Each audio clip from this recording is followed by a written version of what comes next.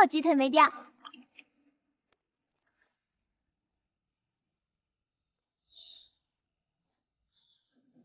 1年了，就是从这儿开始的。哟，还知道回来呀？我还以为您老人家已经把这儿忘了呢。哼，1年，整整1年，连口生菜都没给我留过。御膳房总管了不起啊！你还在？废话，这是我的桶。你去问问后厨那帮新来的小太监，这片钢水谁说了算？我，泔水桶一哥，御膳房地下组织总扛把子，未解之谜级别的存在。我以为你是我脑子摔坏了产生的幻觉。不是幻觉，老子是真的。只不过除了你，没人听得懂我说话。你为什么不来找我？找你干嘛？你是总管，我是区，咱俩不是一个赛道。但你今天回来了，是不是出事了？宫里出问题了，很多食材开始莫名其妙的腐烂，不是正常腐败，是不对劲的那种。不对劲？闻起来没问题，但做出来的菜是苦的，所有的菜。食材腐败不是烂掉，是变苦。这他喵不是天灾，是人祸。你怎么知道？我在泔水桶里泡了多少年，烂东西我见多了。正常腐败是酸臭，不正常腐败是苦。有人在往你负责的食材里下东西，而且不是1天2天了。所以你跟我走。不然呢？让你一个人去送死啊？但炒的菜是真香，万一你真挂了，我这辈子再也闻不到那味儿了，那可就亏大了。就惦记着吃。我是蛆，活着不会吃，难道为了诗和远方？总管，李总管在哪儿？又有哪个娘娘要吃夜宵了？去吧，大厨神，为后宫献上你的心脏和肝脏。你闭嘴。先说好，别跟任何人说我跟着你，老子要保持神秘感。一只蛆要什么神秘感？你在泔水桶里泡过吗？没泡过就别逼逼。不要紧。3号贤妃娘娘的宫保鸡丁已经在炒了，4号德妃娘娘再催我就跳灶台。大嫂，我的祖宗，你可算出来了！今晚的号排到100多了，你再不出来，他们能把御膳房的屋顶掀了。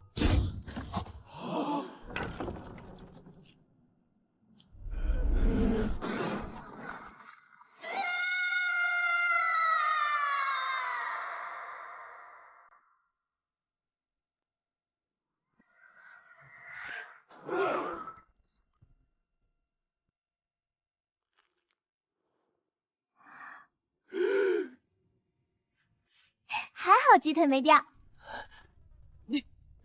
你怎么在房顶上？偷看啊！我每次想你做的菜了，就爬上去闻味道。今天是番茄炖牛腩，对不对？结果有个死太监在屋顶放了捕鸟网，我一脚踩滑。你知不知道你差点砸死我？我好歹是这片泔水的一哥，死在一个公主屁股底下传出去，我怎么混？你会说话？完了。你是妖怪吗？还是神仙？你是蛆对不对？我在书上看过，蛆是苍蝇的宝宝。那能不能别拿宝宝这个词形容我？公主殿下，你把御膳房的屋顶砸了个洞，回头让父皇赔，反正他有钱。你听听，这是什么家庭教育出来的？软的，而且热乎乎的，像刚出锅的馒头。我这一生行得正，坐得直，混到泔水桶一哥的位置，靠的是实力和人脉。没想到今天被一个公主用馒头来形容。你太好玩了！从今天起，你跟着我吧，我养你。御花园里有很多花，你可以住花盆里。我是蛆，不吃花，我吃泔水。泔水你懂吗？宫里也有泔水桶，比御膳房的大，有好几个。这女的怎么回事？我跟她吵不起来。我说了，习惯就好。皇上驾到！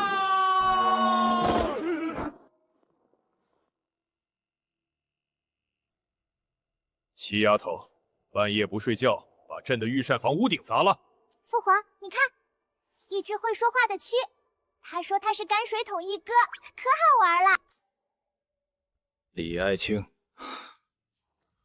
皇上说来话长。都退下！王德德，把门关上。没有朕的旨意，任何人不得靠近御膳房。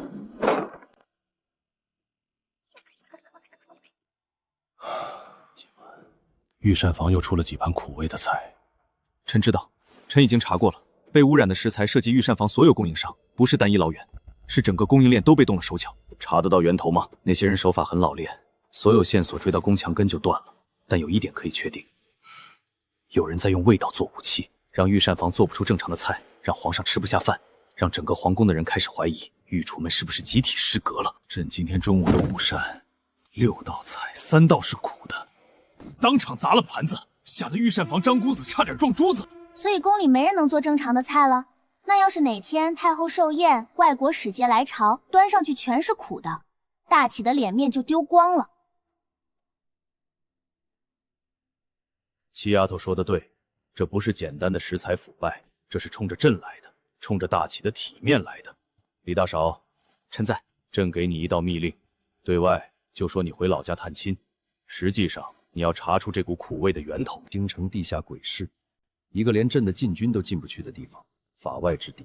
在那里，所有的交易都用味道来结算，有毒的、上瘾的、让人产生幻觉的，所有在阳光下不能存在的东西，都在那里流动。这行字我在泔水桶里见过，当年有个被扔掉的食盒底部也刻着同样的字。那个食盒的主人是御膳房上一任总管，后来被贬去守皇陵，没多久就暴毙了。你的这只虫子，知道的倒是不少。在下是泔水桶一哥，御膳房地下情报局局长。别的不行，烂掉的秘密管保。这是朕的密令金牌，遇到危险亮出它，如朕亲临。但记住，在没有查到幕后主使之前，不要让任何人知道你在替朕查案，包括后宫的妃子，包括太后，包括……我嘴很严，我保证不告诉任何人。朕还没说完，包括你也给朕乖乖待在宫里。父皇，你刚才说那是连禁军都进不去的地方，你派师傅一个人去，他能活着回来吗？女儿有一个东西，也许能帮上忙。什么？我的舌头能尝出来，一道菜里所有东西我都能尝出来，不是学的，是天生就能。那个张厨子模仿师傅做的蛋炒饭，我吃了一口就知道是假的，不只是好不好吃，是里面的每一种味道我都能分开。师傅，你去鬼市查案，那些人肯定会用各种手段骗你，有毒的、掺假的、以次充好的，我能帮你分辨。公主，这事不是儿戏。我没有当儿戏，我娘死得早，父皇一个人把我拉扯大。我知道宫里好多人背地里说我是个没娘的野丫头，但我不在乎，因为父皇疼我，太后疼我，你也记住了我的番茄炒蛋不放糖。现在有人要害皇宫，如果我不帮忙，万一真的出事了，我这辈子都会后悔。丫头，你知道鬼市是什么地方吗？不知道，但有师傅在，还有这只嘴尖的虫子，我们3个够用了。我先声明，我没有表决权，我只是一个被强行卷入的受害者。好，但有一个条件，朕把朕最珍贵的东西交给你，不是公主，不是密令，是一个父亲的全部。如果他臣以命担保。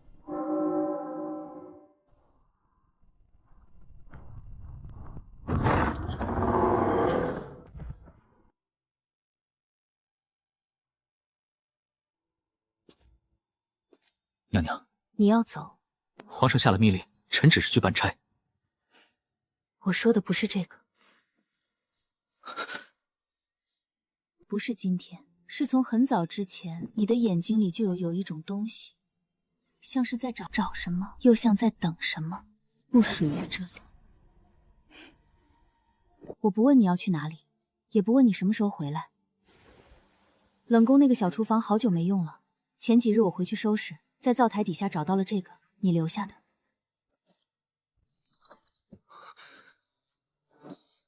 你留着了？你当宝贝一样藏的东西，我替你保管着。鬼市凶险，但我知道你是要去还这个世界一个公道。我一直有个问题想问你。娘娘请说。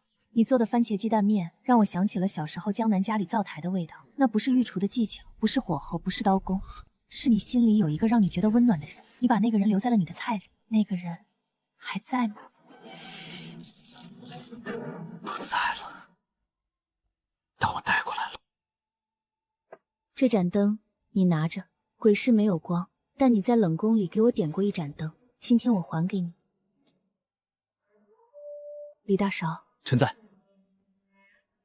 你教我做的那碗番茄鸡蛋面，我一直没有学会。面总是坨，蛋总是老，番茄总是炒不出你做的那个味道。等你回来，再教我一次，这次我一定学会。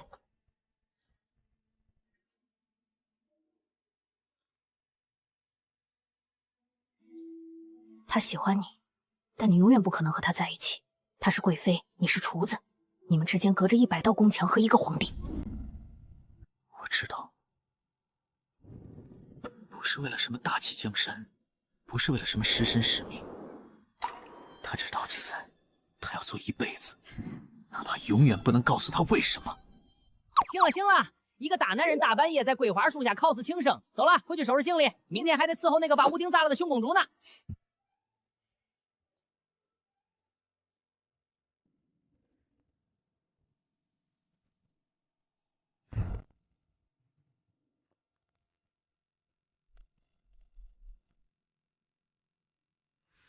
带着天生品鉴者一起走，食神大人，你比我想象的还要积极呢。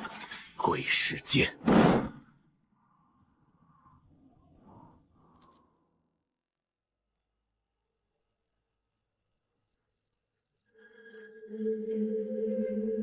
食，就是吃饭的食。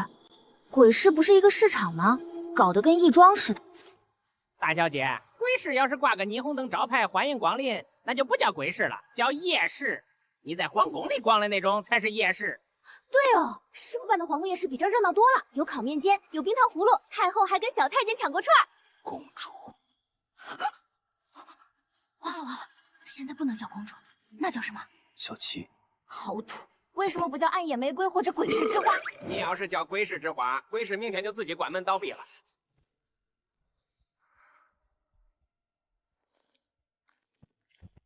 3个人是一只虫。这老东西能看到我，我躲得这么严实。他说话了，活的东西都逃不过我的耳朵。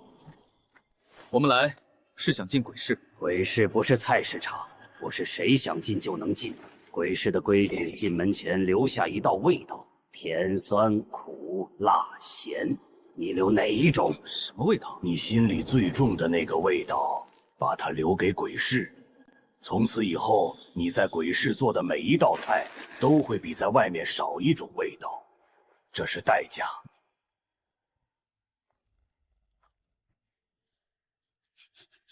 甜，甜，你确定？我确定。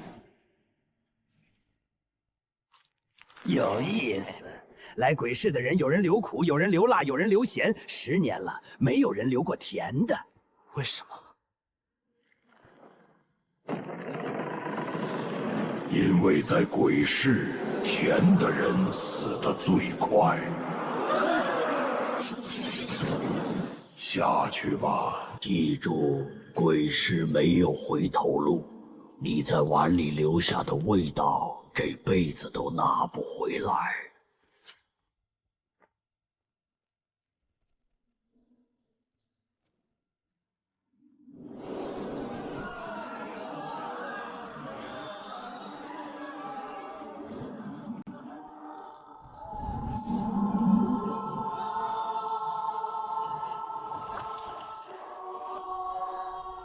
师傅，你看那个鱼在天上飞，不对，那个鱼被装在泡泡里，它能呼吸吗？那个泡泡是鱼自己吐的吗？我靠！这群人疯了吧？50年的钢水跟屎有什么区别？你能不能不要每句话都带屎字？好，50年的泔水跟排泄病有什么区别？当我没说。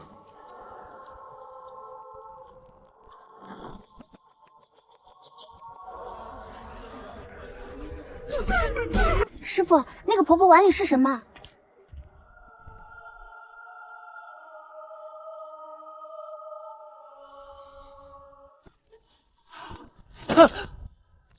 师傅，你闻到什么了？没什么。骗人！你刚才的表情比你在宫里摔进泔水桶那天还难看。我没告诉他，那只空碗里是李贵妃做的番茄鸡蛋面的味道，面粉没揉匀，蛋花打得太散，番茄煮过了头。那是冷宫里她第一次学着做，端给我尝的，真难吃啊！但我全吃完了。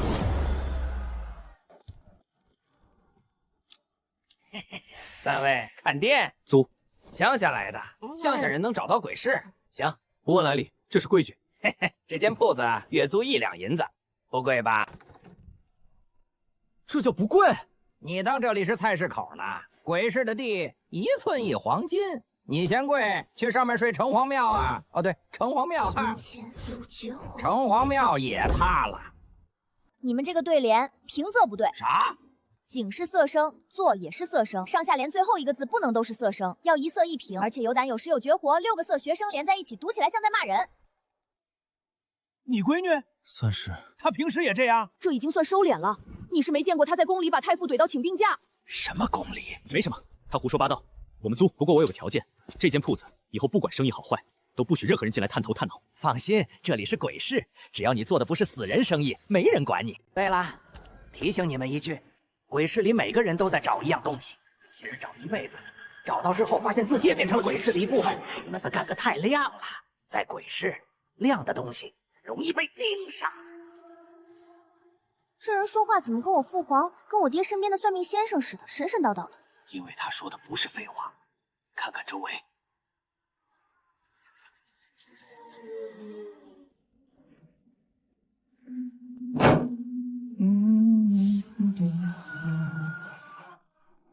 你说鬼市有没有卖糖人的，或者冰糖葫芦？刚才师傅在店里打扫的时候，我闻到街对面有焦糖的味道。大小姐，你知不知道什么叫卧底？卧底就是低调潜伏，不引人注目。你才进来1个时辰，已经跟7个人聊过天儿，裁了3个摊子的遮阳布，还把1个人脸上的铁面具摘下来，问你热不热？我是在打入群众内部收集情报。你把情报收集到哪儿了？他们的糖葫芦不放山楂，放的是发酵过的酸枣，不好吃，差评。别走了。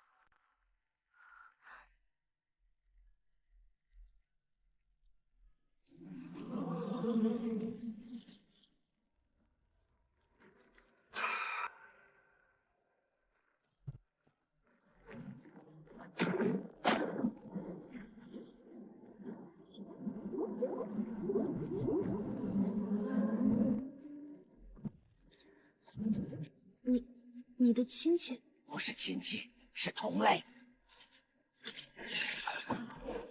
你背叛者，我们背叛谁了？你选择了人类，你忘记了自己的身份。放屁！老子在泔水桶里泡了多少年？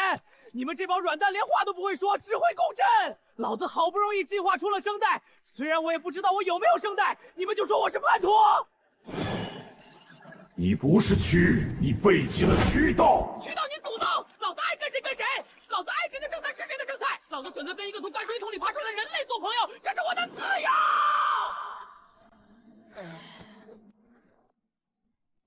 他不是叛徒，他是我师父的朋友，也是我的朋友。他的名字叫……他叫什么我还没想好，但他是我们的人，谁敢动他，我就把你们全踩扁。你会后悔的，人类。鬼市从不让任何外来者活着离开，他选择跟着你，就是选择了死亡。他们走了。谁让你帮我说话的？你刚才不也不挤说了？你喊那么大声，整条巷子都听见了。那是我的事，跟你没关系。说实话，你是不是觉得跟着我们，你就跟你的同类不一样了？宫里的人都觉得我是公主，对我好是因为我是父皇的女儿。我娘死得早，太后宠我是因为可怜我。那些妃子夸我是因为怕得罪父皇。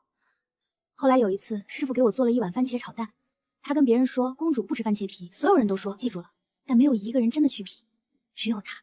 那次我就知道了，真正对你好的人，不是因为你是什么身份，是因为他在乎你。你刚才说给我起名字，起了吗？想到了，叫富贵怎么样？泔水桶富贵，一统之下，万统之上。你看，老子宁愿叫狗大人，不叫富贵。好，那就叫狗蛋。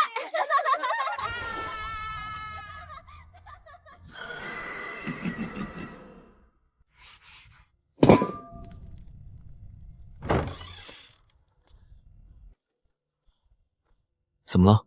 他心情不好，遇到了一群不友好的亲戚，被骂了一顿。谁心情不好了？我只是在深度思考。他怎么了？他说他想哭，但是哭不出来。我才没有！鬼市这种地方，待久了都会怀疑自己是谁，虫子也一样。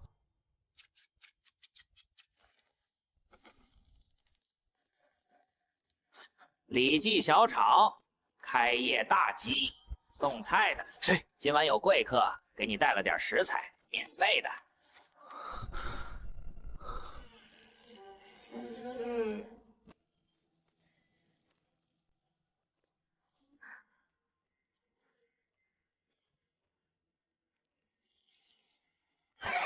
别闻，不要闻这道菜！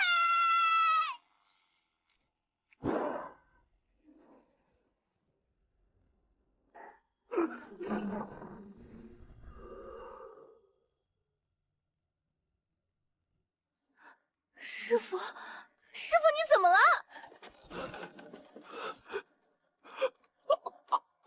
这道菜的调料里有一种叫断魂胶的东西，不是辣椒的辣，是让味觉永久消失的毒。它是专门用来对付厨师的。吃过这道菜的人，这辈子都尝不到任何味道了。你师傅刚才只是闻了一下，让他吐，把刚才吸进去的味道吐出来。师傅，你不准变哑巴！你不准忘记盐是什么味道！你还要给我做番茄炒蛋！番茄去皮，鸡蛋要嫩，不放糖。你还记得不放糖，对不对？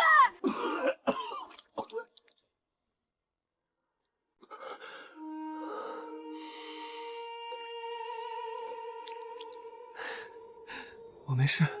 你刚才吓死我了。我没事。大勺，我们被盯上了。我知道。不，你不知道，那道菜断魂胶不是鬼市地头牙能搞到的东西，那是食神殿的东西。那就让他们来。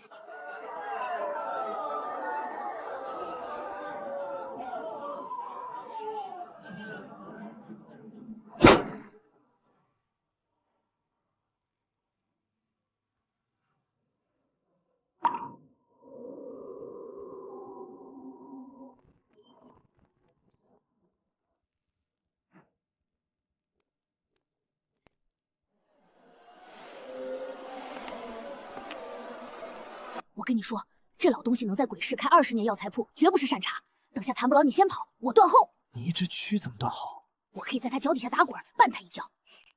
你好勇敢！你能不能别用这种认真的语气夸我？我起鸡皮疙瘩。听说你这里有食神殿的药材单子。昨晚那蒙着脸抱走一个姑娘的，就是你吧？手法很利索，从百味堂到巷子口只用了12步，在鬼市12步能不被任何人拦住，要么是运气好，要么是鬼市在放水。鬼市放水只有一种情况，有人想知道你们接下来会去哪里。所以你昨晚拉动绳子不是想抓人，是想看看谁会跟上来。能在12步内想明白这件事的人，在鬼市不超过3个，一个已经死了，一个是我，剩下那个据说是从上面下来的。你认错人了，我就是个开小炒店的。你手里那口铁锅，锅底的包浆是常年累月大火爆炒养出来的。鬼市里没有这种锅，鬼市的火都是阴火，养不出这种纹路。这口锅炒过御膳。放心，20年前我还在上面开药铺的时候，就不爱跟官府打交道，现在更不爱。这姑娘昨晚闻了我的百味阵，现在还能站着说话。其实我昨晚倒了。倒了多久？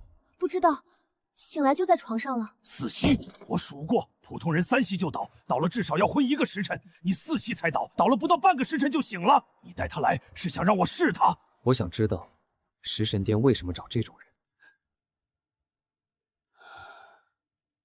？20年前，食神殿找过我，要我做他们的药材顾问，我拒绝了，他们就烧了我的铺子，杀了我儿子。那年食神殿在找一个拥有绝对味觉的人，找到了，用了60年，就是你。什么？具体的，你回宫之后去问冷宫里的李贵妃，她是你的表姨，她的母亲和你外祖母是亲姐妹，2条血在皇家里撞到一起，才有了你。所以你不需要激活，天生就能闻到别人闻不到的东西。你不是怪物，这是你母亲留给你的。他们找了你这样的人，找了上百年。你母亲临死前最放心不下的就是你。她说这孩子吃东西太挑，将来怕是要饿肚子。这本账本记了20年，食神殿在鬼市的每一笔交易、每一道毒菜的流向、每一条人命，本来我是想带着他进棺材的，把他给你们。食神殿欠我儿子的那笔账，就算有人替我讨了，但我还有一笔账讨不了。什么账？我儿子死之前吃的最后一道菜，是我亲手做的。那道菜里有一味药，我一直调不对，我的舌头老了，尝不出20岁时候能尝出的东西。那道菜叫什么名字？没有名字，等你尝过之后，你来给他取。成交。3日后带着他的舌头来，在这之前别让食神殿的人知道他是谁。知道了。你儿子，他跑的时候也跑了12步，跟你师父一样快。走吧，让老爷子一个人待会儿。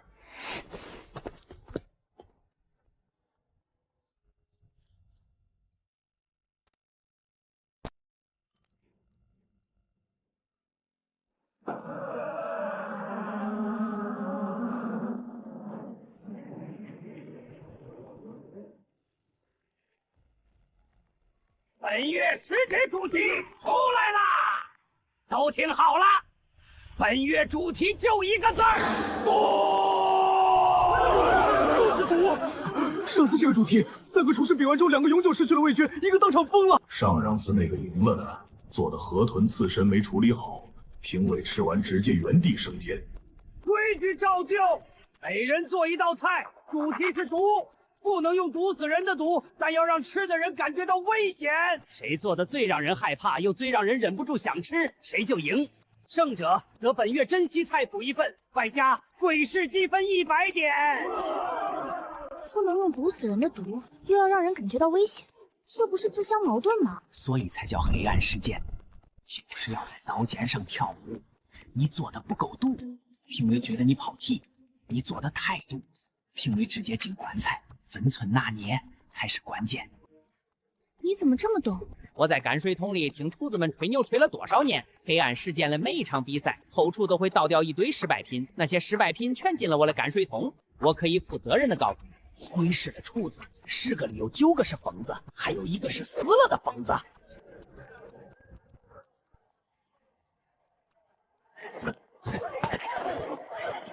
李老板，报名吗？新人第一次参赛，赔率很高的。你要是赢了，1赔50。输了赔多少？输了嘛，看情况。轻则味觉永久损伤，重则再也拿不起菜刀。再重一点呢，就是让你的小店变成你的灵堂。怎么样，报吗？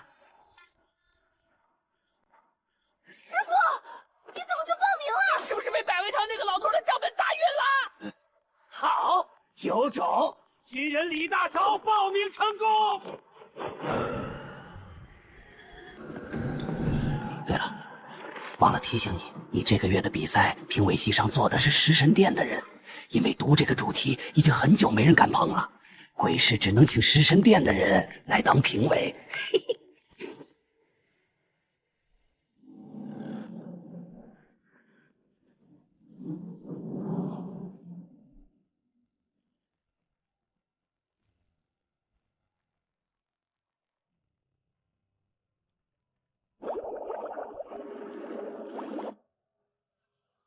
永和7年3月，鬼市东区忘忧楼，菜品醉生梦死，食客3人，2人成瘾，1人自尽。20年，死了好多人，下毒的人有，被骗的有，还有吃了那些功能性菜品之后疯了的。这还只是他记录下来的，没记录的呢。没记录了更多。鬼市每天都有消失的人，这里没有官府，没有仵作，没有命案，死了就是死了，烂了就是烂了。你以为那些发光蘑菇着的肥料是什么？师傅，你要退赛？报了名就不能退。鬼市的规矩，报了名退赛的人，这辈子不能再踏进鬼市1步。那就别踏了。我们可以回宫，我让父皇派兵来。然后呢？食神殿藏的比谁都深，20年换了多少皇帝，禁军换了多少批，鬼市照样开着。派兵来，他们往地下一钻，换个地方重新开张。到那时候，那条线索就彻底断了。而且，我不是因为查案才报名的，那是因为什么？因为那道断魂胶就是昨晚差点让我失去味觉的菜。那个黑衣人把它放在门口，不是想毒死我，是在试探我。他想知道我是不是食神。断魂胶，食神殿禁方第13位，本配方仅供食神候选者试炼使用，非候选者出之，皆为非法。试炼者，请于本月世界中证明你的资格。所以不只是我们在查食神殿，食神殿也在找我们。不对，他们从第1季结尾就已经在找我了。那个黑衣人，他不是来杀我的，他是来给我送考题的。所以你报名参赛，不是为了赢那个菜谱，是想看看给你出题的人到底是谁。对，如果他真的是食神殿的人，你要怎么办？不管他是谁，他给我上了一道断魂胶，来而不往非礼也。这场比赛，我也给他上一道菜谱，一道能让他主动来找我的菜。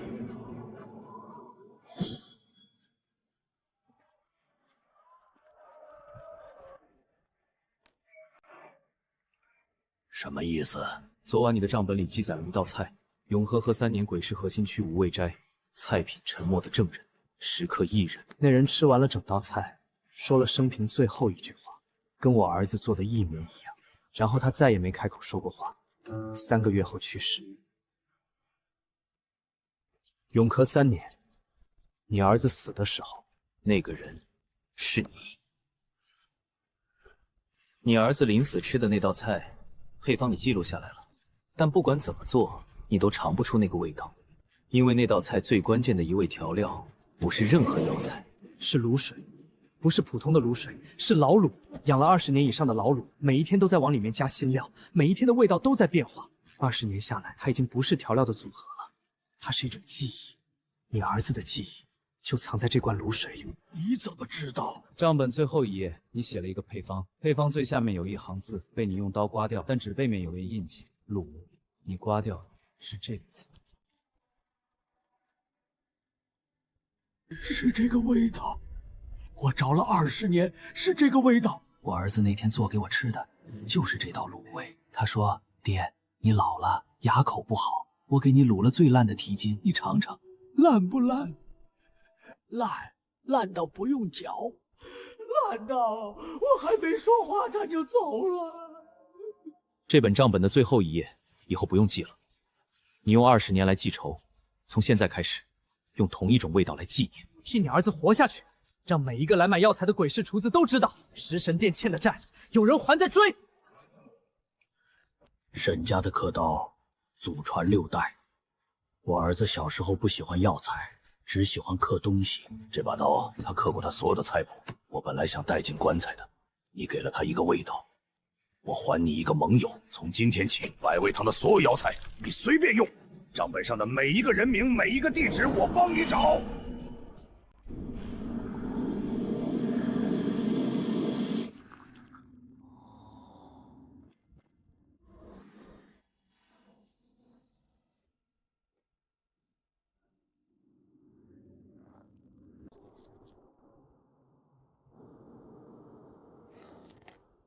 有趣。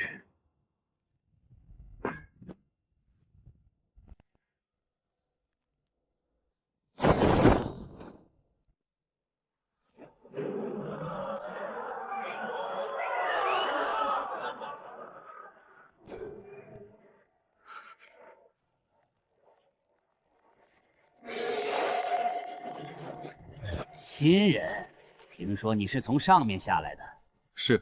上面好，上面的食材不掺假，上面的灶火不烧人，上面的评委席上坐的是皇帝，不是阎王。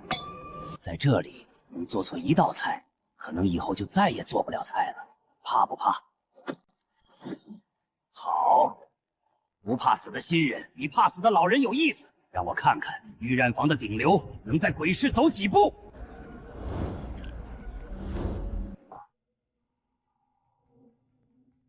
黑暗学诀，鬼市排名第3常三爷，挑战者新人李大少。规则如下：每人在3个时辰内做一道主题，必须扣毒，不能用任何真正致命的毒素。评委吃完不能死，不能疯，不能永久失去味觉，但必须让评委在入口的瞬间感受到死亡的威胁。最高境界是让人害怕，但停不下筷子。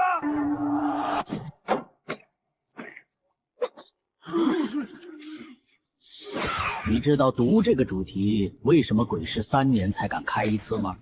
因为大部分厨子根本不理解什么是毒。毒不是辣，辣是味道，毒是危险。很多人以为做一道变态辣子菜，评委辣得满头大汗就叫毒了。错，辣是痛觉，不是死亡。真正的毒是让你在吃第1口的时候，身体的每一个细胞都在尖叫，别吃了，会死的。但你的手不听使唤，你的嘴不听使唤，你一边嚼一边流泪，因为你从来没吃过这么好吃的东西，而你知道这可能是你吃的最后一口。新人，你准备用什么来做毒？河豚，经典。那你知道鬼市开兴以来有多少厨子死在这道菜上吗？7个。你查过？百味堂的账本上记着，7个都是鬼市排名前10的厨子。最厉害的那个是5年前排名第2的刀鬼会陈九，他做的河豚刺身，评委吃完说了抽剧太好出了，3炷香之后断了气，河豚的血没洗干净。陈九死的时候，他徒弟在旁边看着，那徒弟后来再也没碰过河豚，改行去磨刀了，现在还在鬼市磨刀。他的磨刀石上刻着2个字：肝毒。河豚肝比眼睛更毒，一支肝的毒度可以杀死5个成年人。你的刀很稳，练过，杀过几条？1条都没杀过。你说什么？我在现代杀过鸡，杀过鱼，杀过王八，但河豚活的第1次。不过你放心，我学这个学了3年，在现代，我是河豚料理师，持证上岗。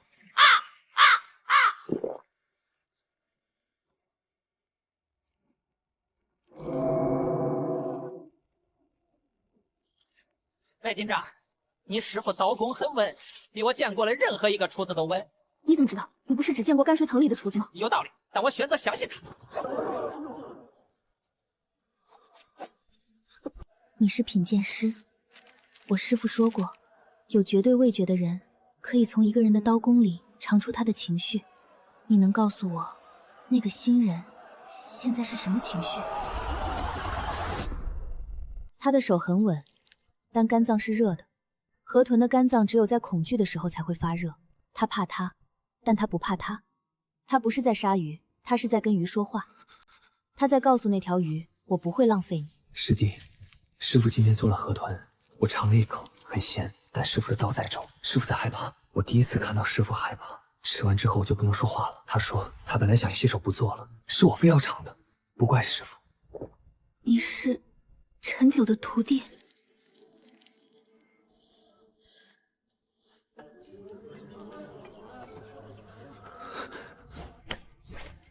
别让他出事。19种不同的香料，每一种单独拿出来都是药材，单独吃无毒，但19种合在一起会产生一种叫幻痛的效果，不是毒，是模拟。现在的单种和干中的浓度取决于厨师的手艺，去得太干净，去得不够，时刻当场毙命。这就是为什么河豚肝是世界史上杀过穷为最多的菜品。时间到，请2位呈上菜品。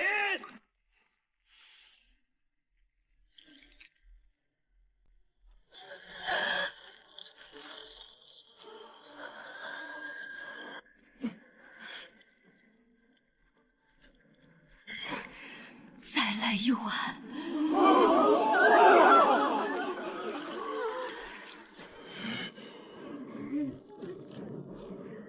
河豚的毒叫河豚毒素，1毫克的致死剂量足以杀死10个成年人。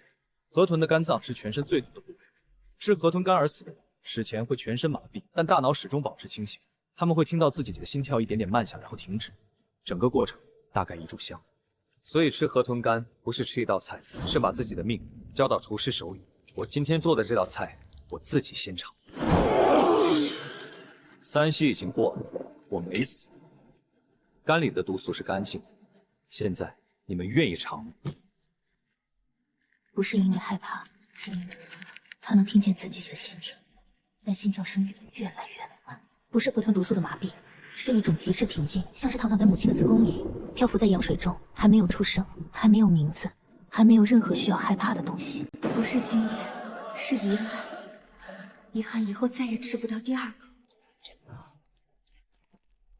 我妈没有人笑，因为在场的每一个人都从他的声音里听到了某种被埋藏了太久的东西。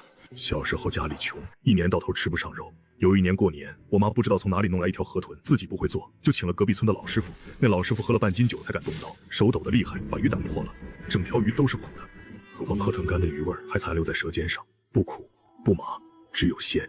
这道菜不苦。那不是一个评委在点评一道菜，那是一个儿子用了30年，终于吃到了母亲当年没让他尝到的苦味。食神殿的评委还没有来，但这道河豚刺身已经不需要第3个评委。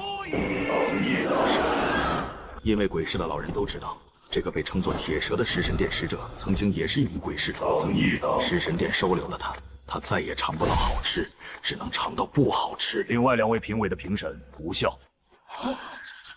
我的评审为什么无效？这道河豚刺身最危险的部分肝脏，刚才只被你们各吃了1片。完整的这道菜应该是把整盘肝脏全部吃完，才能感受到厨师真正的意图。他没有让你们吃完，他在保护你们。你怕他们死，所以你只给了他们安全的量。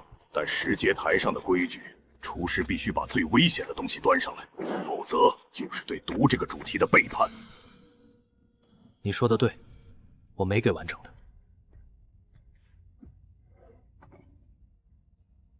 那是毒素残留最重的部分，他本来打算倒掉的。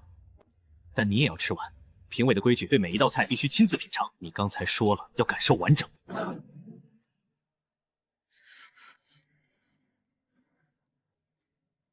有趣。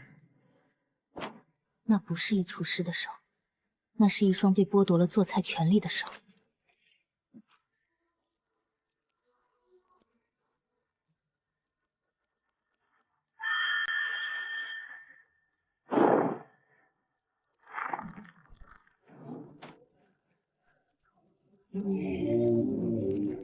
别动！你看他的眼睛。他从阴影中挤出了3个这辈子从未说过，也以为自己永远不会再说的字。好吃。常三，你的蛇汤我不用尝，你的套路我太熟悉了。十角还魂，这神井就是这么做的。这道菜你做了20年，味道没有变过。好，但不是赢。新人，你叫什么？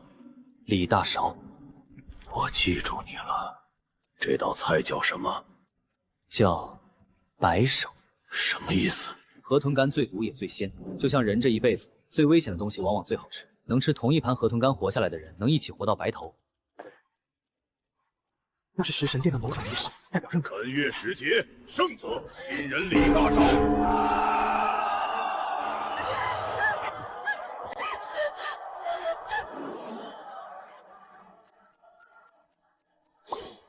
以后谁再敢说我们李老板是新人，老子把他的泔水桶全给端了！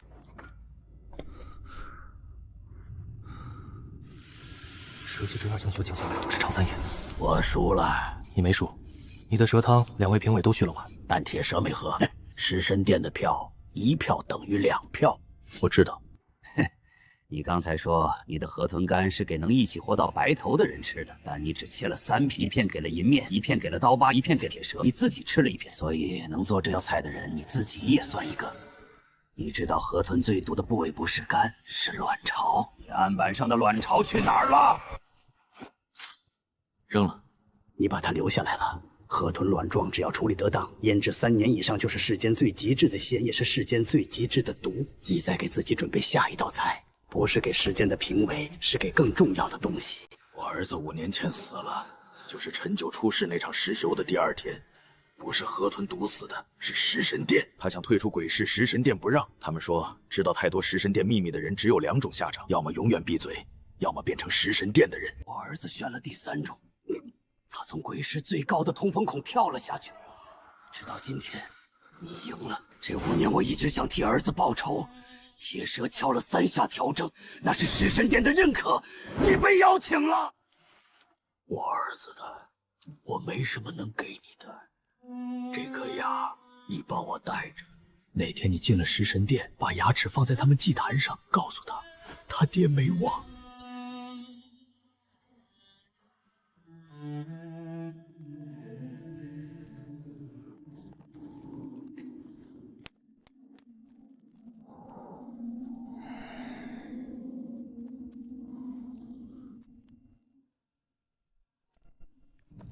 那3个名字的最底下是常三爷，笔画早就平了，但我记得20年前他第一次应读这个主题的时候，也是在这个位置，也是我亲自刻上去的。食神殿的票，1票等于2票，但铁蛇敲了3脚朝，那不是认可，那是求救，是被缝了20年的嘴，第一次有人给他打开了一道缝。